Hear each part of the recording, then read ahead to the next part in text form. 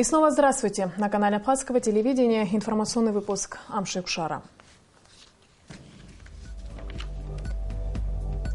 Сегодня в программе намерены развивать сотрудничество, визит делегации дружественной страны.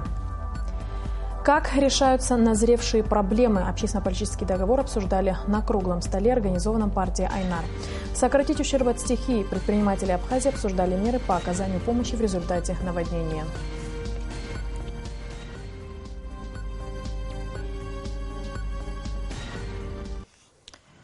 Заместитель министра иностранных дел Абхазии Олег Аршпа принял делегацию из Венесуэлы во главе с временным поверенным посольства Боливарианской республики Венесуэла в России Альвиро Энрике Кардеро. Делегация прибыла в Абхазию с двухдневным визитом с целью укрепления дружественных связей и двустороннего сотрудничества. В этот же день представители дружественной латиноамериканской страны встретились с министром экономики Абхазии Адгуром Ардзинба. Подробности в репортаже Сария Смор. Приветствуя делегацию из Венесуэлы, исполняющий обязанности заместителя министра иностранных дел Абхазии Олег Аршпа отметил, что между государствами всегда были дружеские отношения. Еще при жизни президентов Сергея Багапши и Уго Чавеса страны тесно сотрудничали. Кстати, Венесуэла была третьим государством, которое признало независимость нашей республики. На встрече обе стороны подчеркнули важность развития дипломатических, экономических, культурных и политических связей. Мы понимаем, вы от всего сердца передаете слова и благодарности, и принимаете нас здесь. И хотелось бы отметить, что и наша дружба, и эти отношения, существующие между нашими странами, для нас очень важны. Несмотря на ту сложную ситуацию, которая существует в нашей стране, на все те дестабилизирующие факторы, все-таки наши отношения здесь в первую очередь должны выйти на первый план. И, как вы вчера верно отметили, Чавес, он не умер, он с нами, он нас сопровождает. Временный поверенный посольства Боливарианской республики Венесуэла в России Альвиро Энрике Кардеро официально пригласил дипломатов Абхазии на саммит движения неприсоединения, который должен пройти на венесуэльском острове Маргарита с 17 по 18 сентября. Исполняющий обязанности замминистра иностранных дел Абхазии Олег Аршпа с благодарностью принял приглашение. Мы благодарны вам, что вы нашли возможности приехать к нам в страну и увидеть все своими глазами. Мы здесь, в Абхазии, всегда будем помнить ваш мужественный шаг вашего лидера в признании независимости нашей страны. И наш народ ценит тот мужественный шаг, который ваша страна сделала. И мы благодарны всегда. Welcome to the Republic of Abkhazia. We are very glad to see you here in our country. В этот же день делегацию из Венесуэлы принял министр экономики Абхазии Адгур Ардзинба. Он поприветствовал представителей дружественной страны и отметил, что за годы совместного сотрудничества между Абхазией и Венесуэлой был достигнут ряд межгосударственных соглашений, в том числе и в области экономики. На сегодняшний день взаимоотношения между Венесуэлой и Абхазией для нас очень актуальны. И президент Рауль Джункович Хаджимба, и новый премьер-министр Беслан Константинович Барциц. Есть поручение от них придать новый импульс нашим отношениям, чтобы все ранее достигнутые договоренности начали приносить уже реальный результат, реальные плоды. Гости из Венесуэлы, в свою очередь, отметили, что готовы и впредь работать на развитии экономических и гуманитарных отношений между нашими странами. Делегация посольства Боливарианской республики Венесуэла пробудет в Абхазии еще 2 дня, на время которых у них запланирован ряд официальных встреч. В ближайшее время делегацию из Венесуэлы примет президент Абхазии Рауль Хаджимба. Сария Смыр, Беслан Джинджолия, Саид Айба, Абхазское телевидение. Рост туристического потока в этом году по сравнению с предыдущим периодом составит как минимум 15%. Об этом сообщил министр по курортам и туризму Абхазии Автандил Гарцки. Он заявил, что на данный момент Абхазию посетил 1 100 000 туристов с учетом тех, кто приезжает отдыхать, и тех, кто посещает республику с целью экскурсии. Туроператоры республики также подтверждают, что спрос на туры в республику заметно увеличился по сравнению с показателями 2015 года как минимум в 2 раза. Даже новые открытые в этом году отели были загружены на 100% практически весь сезон. По информации туроператоров, в этом году путевки в Абхазию у них приобрели около 20 тысяч туристов. Это на 4 тысячи больше, чем за весь прошлый год.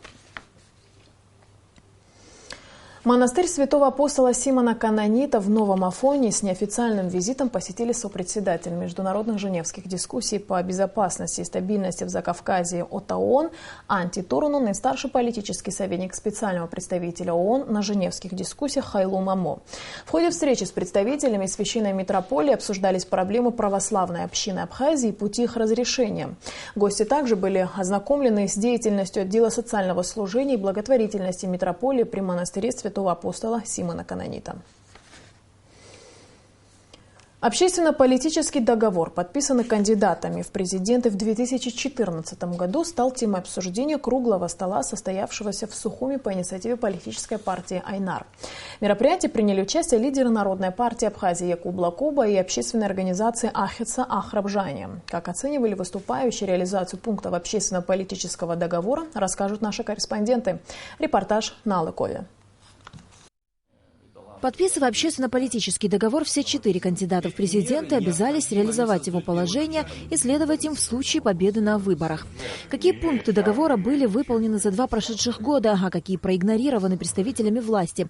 Именно об этом шла речь на обсуждении. Кстати, вопреки ожиданиям, в дискуссии приняли участие представители всего нескольких организаций политических партий, из поддержавших договор ранее 17. Это представители общественной организации Ахица, Народной партии Абхазии. Присутствующие провели итоги проделанной работы по выполнению 14 пунктов, предусмотренных в документе, в том числе касательно государственного статуса Абхазии, пропаганды нравственно-идеологических ценностей, демографии, энергетической сферы, борьбы с коррупцией и других. Выступающие обсуждали проблемы создания полноценной системы первичного учета и проведения инвентаризации жилищного фонда, создания земельного кадастра, экологической безопасности. Депутат Народного собрания Алмаз Джобуа подробно остановился на каждом пункте договора и прокомментировал пути решения некоторых вопросов. По теме государственного управления депутат отметил, что неясно, по каким критериям отбираются те или иные кандидаты при формировании нынешнего правительства. До 1 апреля 2015 года разработать и внедрить критерии оценки эффективности работы государственных служащих любого уровня. До 1 апреля 2015 года ввести прозрачную конкурсную систему поступления на государственную службу. Но вы помните, сколько было разговоров, будучи в оппозиции, сколько было разговоров о конкурсном отборе, как мы должны профессионалов отбирать. У меня вопрос, при формировании нынешнего правительства, по какому критерию или по какому принципу вообще были отобраны кандидаты? Мне это интересно, мне не важно, кто личности эти, по какому критерию или принципу отбирались эти кандидаты. Из перечисленных пунктов властью были выполнены всего лишь несколько. Это переход на казначейскую систему, налаживание работы контрольной палаты и закон о здравоохранении, приняты Народным собранием. Представители политической партии «Айнар» считают, что у власти было достаточно времени для работы и над остальными вопросами, некоторые из которых были и вовсе проигнорированы. Лично я абсолютно вот по итогам этого документа и по итогам того, что я здесь вижу внутри исполнительной власти, распрощался с всякими надеждами на реализацию хоть сколько-нибудь вот государственных, в моем понимании, на реализацию крупных государственных задач. И почти все решения, и в том числе кадровые, они политические решения, хозяйственные. Депутат Народного собрания Ахрабжания высказался по поводу сроков выполнения тех или иных задач, установленных в данном договоре. Учитывая наши ресурсы, общие, в первую очередь интеллектуальные, трудно говорить о форсированном и окончательном осуществлении всего и сложного в этом договоре. Я, честно говоря, например, с трудом представляю, как может выставлять определенные сроки, в частности, по экономическим каким-то вопросам, идеологическим, внешнеполитическим, потому что ситуация очень мобильная, она меняется, вот сказать, прямо 16-й год или 17-й год, я бы, честно говоря, не рискнул. К счастью, любой план – это время, в котором он разворачивается, и для меня гораздо важнее, идет этот процесс с той или иной динамикой или нет, чем вот эти результаты, которые должны быть осуществлены в том или ином году. Председатель Народной партии Абхазии Яку Блакоба выразил благодарность тем, для кого не безразлична судьба страны, кто предпринимает попытки изменить ситуацию в стране к лучшему. Хотелось бы поблагодарить в вашем лице те силы, тех людей, тех граждан наших, политически активных, которые не то что не безучастны, не то что не безразличны, а активны, хотят, чтобы действительно у нас положение дел в нашей стране менялось. И как можно скорее. Вот в месяце, в неделю здесь прозвучал мысль, некоторые пункты в течение недели. Хотя мы понимаем, что многие пункты, это все процесс. Это не одночасно делается. На обсуждении представители партии Айнар объявили о своем решении обратиться к главе исполнительной власти с просьбой публично пояснить ситуацию по реализации пунктов общественно-политического договора. На Алакове, Беслан Шинджерия, Абхазское телевидение. Как устранить последствия наводнения, имевшее место в ночь с 3 на 4 августа? Какие возможности существуют для возмещения материального ущерба пострадавшим от стихии? Эти и другие вопросы были вынесены на повестку дня круглого стола, организованного Ассоциацией предпринимателей Абхазии. Участники мероприятия поставили целью найти оптимальный выход из сложившейся ситуации. Симаргун продолжит тему. Изначально круглый стол задумывался как встреча бизнес-структуры и власти, но впоследствии были приглашены и жители, чье имущество пострадало во время наводнения. Прошедший в начале августа ливень обрушил на Сухум огромные потоки дождевой воды, в результате чего разлившиеся реки подтопили несколько сотен домов и приусадебных участков. По официальным данным, от стихийного бедствия пострадали 960 хозяйств. По предварительным расчетам, ущерб, нанесенный городской инфраструктуре, оценивается в 411 миллионов рублей. Размер ущерба частным хозяйствам подсчитывается. Ассоциация предпринимателей Абхазии попыталась организовать диалог между властью и представителями бизнеса, которые понесли убытки в результате стихийного бедствия. Мы хотели бы услышать, какие меры будут приняты уже по возмещению уже полученного ущерба и какие меры будут приниматься для предотвращения дальнейшего ущерба. Что будет сделано? То есть, на самом деле, люди пострадали очень сильно, и поэтому какие-то компенсации должны быть. Если мы говорим о бизнесе, то тут нужен индивидуальный подход.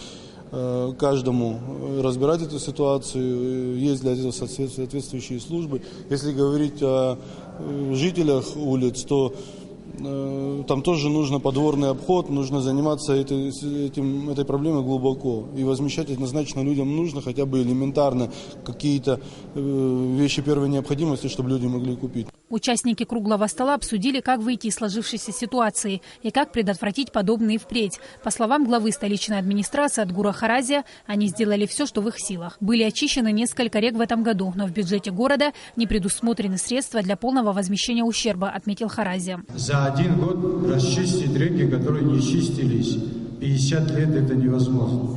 Но в этом году, в течение этого года, мы реку Анзябш сначала от его русла до моря почистили. В эту реку впадает много речушек. И эти речушки, мы не успели почистить. Там много речушек. Там есть Гнилушка, там идет от Адыгейская речушка, которая в нее впадает. За один год все это почистить мы не можем. Там, где Адзябш впадает в море, это в районе морпорта, там заилено. Его техника морская должна чистить. И этой техники в Абхазии нет. Правительство обещало, что оно возьмет эту технику в Сочи. Это нужен корабль, корабельный ковш. Только она может это почистить. Поэтому в полном объеме река не может уходить. Начальник правового отдела Кабинета министров Лаша Цава заверил собравшихся, что этот вопрос один из первоочередных, который рассматривается в правительстве. В ближайшее время должны быть определены источники финансирования, отметил он. В настоящее время Министерству финансов в срочном порядке даны поручения по изысканию источников для начала процесса ликвидации и выплаты компенсации в том числе. Мы часть материала уже имеем. Конечно, желательно было бы, чтобы иметь весь материал, чтобы определить, какая сумма нужна. Но мы долго тоже понимаем, что ждать не можем. Уже зима на носу, и мы должны этот процесс уже хотя бы в какой-то части начать. В ближайшее время, должны быть определены источники финансирования. Ассоциация предпринимателей предлагает свою помощь, например, в очистке русла рек. По мнению представителей бизнеса, это тоже в какой-то степени может в будущем предотвратить подобные ситуации. Сима Аргун, Роберт Ломия, Абхазское телевидение. Комиссия по государственной премии Республики Абхазия имени Таифа Ачба за вклад в развитие детской и юношеской литературы объявила о допуске к конкурсу на соискание премии работы, созданные за период с 1993 по 2015 годы. 5 авторов. Номинации «Поэзия» – Платон Бебе «Добрый день, погожий день», Валерий Касланзе «Бесстрашный заяц», Анча Кунча «Руш Бисмыр, синяя птица». Номинации «Проза» – Анатолий Лагвилава «Дрозд». Комиссия обращается с просьбой принять участие в обсуждении названных произведений в печати по радио и телевидению. Срок обсуждения до 31 декабря 2016 года. Молодежь Абхазии налаживает контакты со сверстниками из стран Евразийского континента. 5 представителей Союза молодых дипломатов Абхазии принимают участие в первом международном молодежном форуме «Евразия», который в эти дни проходит в России в городе Оренбурге. Участниками мероприятия стали около 800 молодых ученых, специалистов, студентов и аспирантов из более чем 60 стран Евразийского континента. Их цель – создание международной коммуникационной площадки для дружественного, профессионального и гуманитарного сотрудничества молодых людей из разных стран. Международный молодежный образовательный форум «Евразия» продлится до 11 сентября. А сейчас о погоде. По сообщению гидрометеослужбы, завтра в Абхазии ожидается переменная облачность без осадков. Температура воздуха ночью плюс 20-22, днем 29-31 тепла. Температура морской воды плюс 26.